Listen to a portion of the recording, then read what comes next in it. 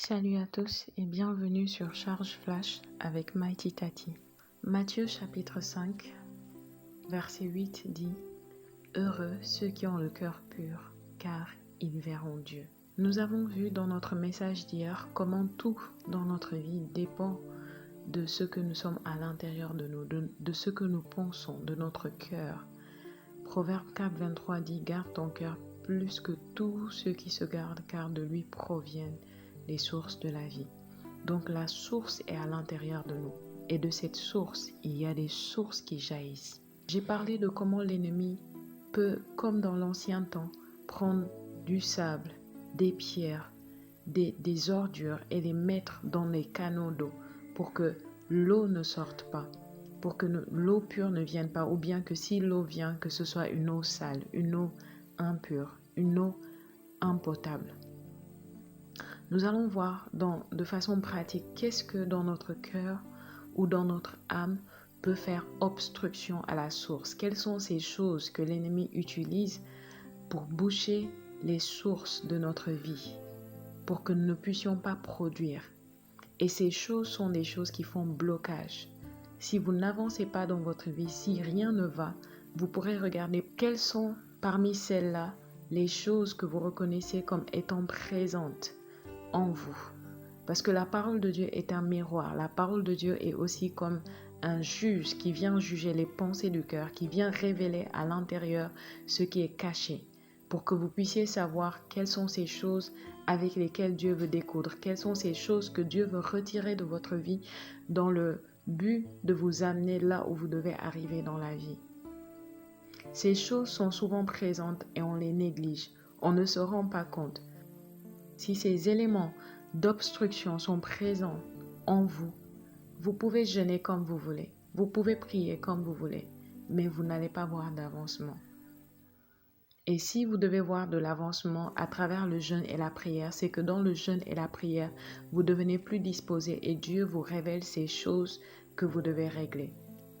Et tant que vous ne les réglez pas, vous n'allez pas voir l'avancement ou la percée que vous désirez. Alléluia.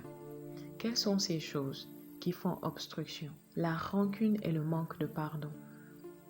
Si vous êtes quelqu'un de rancunier, si vous êtes quelqu'un qui ne pardonne pas, ou vous avez une personne qui vous a fait quelque chose de particulier et vous n'avez pas pardonné, ça fait des mois, ça fait des années, vous n'arrivez pas à pardonner, vous êtes en train de faire obstruction à la vie, à la source de la vie, à la bénédiction de Dieu pour vous. La haine, la jalousie. Si vous êtes quelqu'un qui a la haine, vous ne marchez pas dans l'amour, vous êtes jaloux ou bien vous nourrissez la jalousie envers des personnes, vous êtes en train de faire obstruction à la source de vie, à la bénédiction de Dieu. L'esprit de médisance, de critique et de jugement. Voici quelque chose de très dangereux qui souvent mine la vie, spécialement des femmes. Quand je dis un esprit de médisance, je ne parle même pas d'un démon ici. Je parle si vous avez été programmé pour aimer la médisance, les critiques et le jugement. Si peut-être vous avez grandi dans un milieu ou dans une famille où on ne fait que ça et vous êtes programmé de cette manière. Partout où vous êtes, non seulement vous aimez médire, critiquer et juger, mais vous attirez ces gens-là, vous avez ce genre d'atmosphère. Vous êtes en train de faire terriblement obstruction à votre évolution. Il y a un blocage sérieux et tant que vous ne vous débarrassez pas de cet esprit, tant que vous ne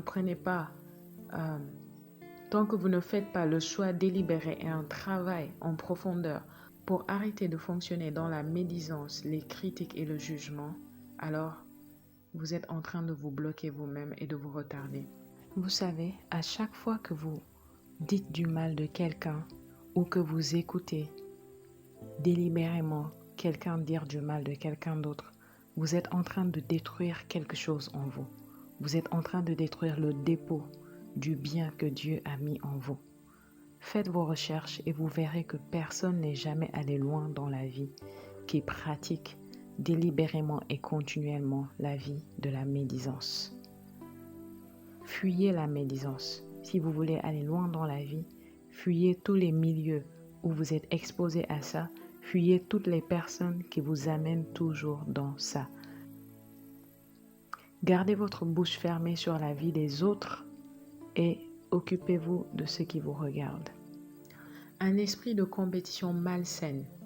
Vous voyez, c'est pas mal d'être compétitif dans la vie, c'est pas mal de vouloir toujours progresser, de vouloir avancer, mais vous pouvez avoir un esprit de compétition malsaine. Parfois, vous pouvez être une personne qui veut réussir telle ou telle autre chose juste pour prouver à quelqu'un. Vous voulez prouver à quelqu'un que vous êtes bon. Vous voulez prouver à quelqu'un que vous êtes ça, vous êtes ce que vous dites être. Vous voulez prouver aux autres que vous êtes capable de le faire. Si c'est ça qui motive votre travail, si c'est ça qui motive vos efforts, si c'est ça qui motive ce que vous faites, alors vous n'irez pas là où vous devez aller. La compétition devrait seulement être avec vous-même. Vous devriez seulement vouloir compétir avec votre passé, avec vos résultats du passé et devenir meilleur chaque jour. La colère. La colère est très dangereuse. La Bible dit dans Éphésiens chapitre 4, « Si vous vous mettez en colère, que le soleil ne se couche pas sur votre colère. » Ça veut dire qu'il est possible que quelque chose ou une situation vous mette en colère, mais ne laissez pas cette colère demeurer. Parce que si cette colère demeure, vous êtes en danger. Vous êtes en train de créer une place et d'ouvrir une porte au diable dans votre vie. Souvenez-vous qu'un grand serviteur de Dieu comme Moïse, dans l'Ancien Testament, n'a pas pu accomplir sa destinée à cause de la colère. Attention à la colère. Si vous êtes une personne colérique qui a tendance à être en colère tout le temps, facilement, quand vous êtes en colère, vous vous emportez, vous faites des choses que vous regrettez après, demandez à Dieu humblement de vous délivrer et il va vous délivrer. Et détestez ce défaut. Ne le prenez pas comme si ça fait partie de vous et que vous n'avez pas le choix, vous devez vivre avec. Ne le faites surtout pas, vous serez en train de vous mettre en danger. Débarrassez-vous de la colère. L'offense. L'offense est aussi quelque chose de dangereux. Chaque fois que vous permettez à l'offense de pénétrer votre cœur, vous êtes ouvert, exposé à l'ennemi, exposé à être retardé, à être limité, à être bloqué dans votre vie. Ne permettez à rien ni personne de vous offenser. Regardez le Seigneur Jésus. Dans sa vie, il y a eu tant de situations, tant de personnes qui pouvaient l'offenser, mais il n'a jamais accepté de prendre l'offense. Donc, vous avez le choix. Quand les gens vous font des choses qui sont désagréables, dites-vous juste que ce n'est pas vous leur problème. Qu'ils ont certainement un défi quelque part qui fait qu'ils se comportent ainsi et ne gardez pas. Secouez juste tout ce que les gens vous font ou vous disent comme de la poussière. Secouez et avancez et oubliez. Ne gardez rien dans votre cœur. L'accumulation des mauvaises informations, des mensonges. Si vous êtes une personne qui a trop de mauvaises informations, trop de mensonges en elle, alors votre source est obstruée. Vous ne pouvez pas produire la vie.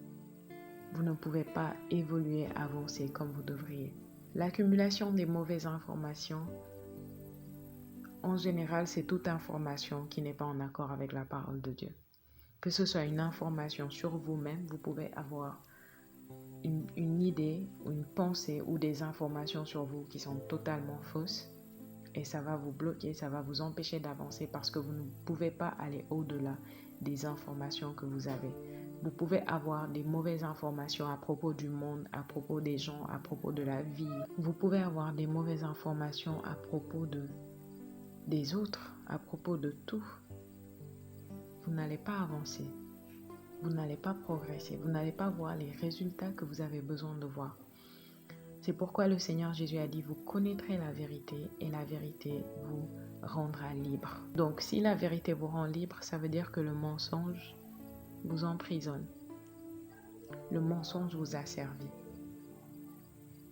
Et nous pouvons le voir encore quand Dieu dit dans sa parole, dans Osée 4:6, « Mon peuple périt faute de connaissance ». Vous avez des mauvaises informations, vous n'avez pas la bonne information, vous êtes limité à cause de cela.